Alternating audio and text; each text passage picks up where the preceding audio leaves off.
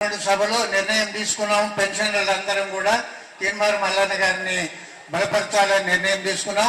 ముఖ్యమంత్రి గారి దగ్గరికి నాగేశ్వరరావు గారు మా పెన్షనర్స్ అందరినీ కూడా సమస్యలను వివరించడం కాబట్టి తప్పకుండా మా పెన్షనర్లందరం కూడా తీన్మార్ మల్లన్న గారికి గెలిపించడానికి వేదిక మీద చాలా మంది మాట్లాడారు కానీ మన ప్రియత మంత్రివర్గ గారికి టైం లేదంటే రెండు మీటింగ్ అటెండ్ కావాలి కాబట్టి అనిగా భావించకుండా జిల్లా అధ్యక్షుడు కాంగ్రెస్ పార్టీ అధ్యక్షుడు శంకరయ్య గారు మాట్లాడుతుపోతున్నాం.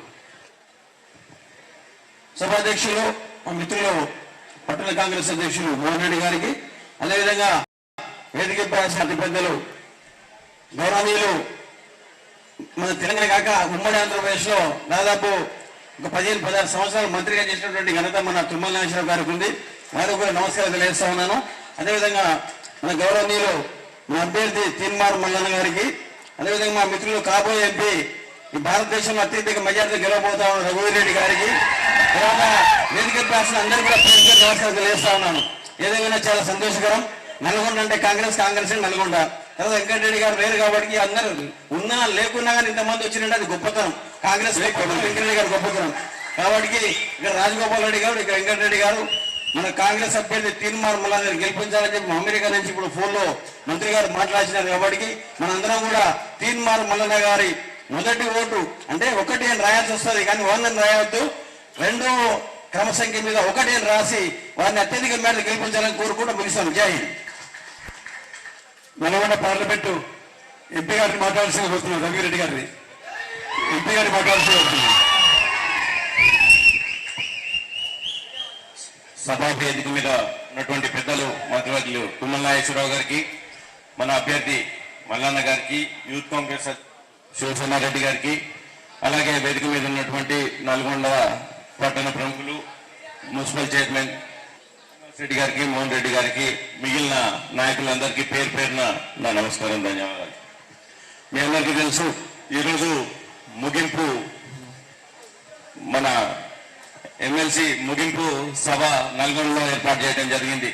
దానికి కూడా మల్లన్న గారు మన నల్గొండ జిల్లా యువకుల మీద, నిరుద్యోగుల మీద పెట్టిన నమ్మకంతో నల్గొండ జిల్లాలో భారీ మెజార్టీ వస్తే గెలుపు చాలా ఈజీగా ఉంటుంది కాబట్టి చేద్దామని నమ్మకంతో ఇక్కడ ఏర్పాటు చేసిండ్రు.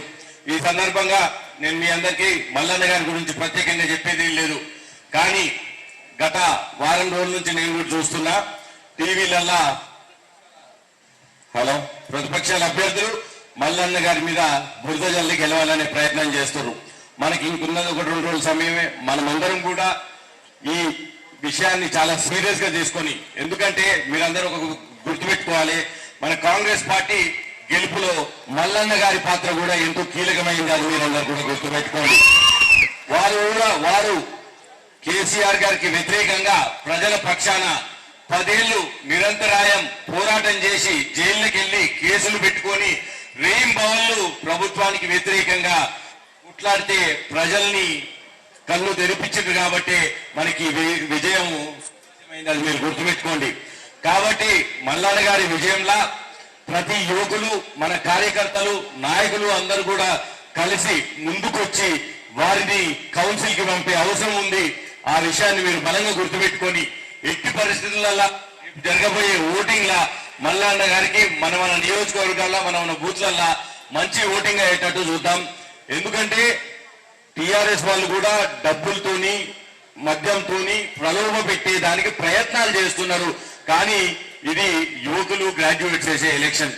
మన గ్రాడ్యుయేట్స్, మన జిల్లాలో ఇంకా యువకులు చాలా చైతన్యవంతులు. కాబట్టి యువకులందరూ కూడా మీరే ఒక్కొక్కరు కార్యకర్తగా మల్లన్న గారికి ముందుండి మీ ఇతర ఓటర్లతోని అందరితోని మల్లన్న గారికి భారీ ఆధిక్యం మన జిల్లాలో వచ్చేటట్టు చేయాలని ఈ సందర్భంగా మీ అందరినీ ప్రార్థిస్తున్నాను. మల్లన్న గారికి ప్రజల కోసం కొట్లాడే మనిషిని కౌన్సిల్ కి పంపుదాము. మన జిల్లా నుంచి కూడా ఆయన ప్రాతినిధ్యం కౌన్సిల్లో ఉంటది, మన కోసం ఇప్పుడు నిలుస్తాడు.